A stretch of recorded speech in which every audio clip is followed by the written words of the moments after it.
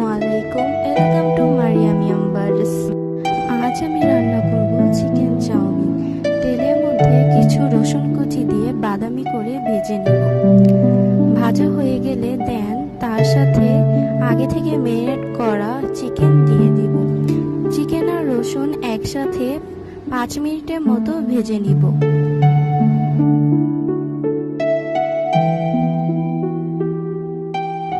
পাঁচ মিনিট পর ভাজা হয়ে গেলে তার সাথে পেঁয়াজ কুচি দিয়ে দিব।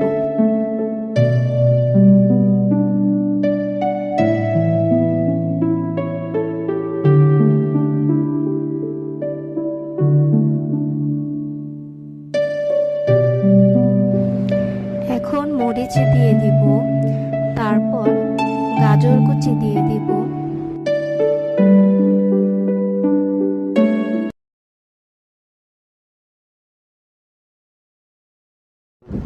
এখন ক্যাপসিকাম দিয়ে দিব। তারপর মিক্স সস দিয়ে সবগুলো মিশ্রণ একসাথে করে ভালোভাবে মিশিয়ে নিব। মিশ্রণগুলোর সাথে আগে থেকে সিদ্ধ করা নুডলসগুলো একটু একটু করে অ্যাড করে দিব।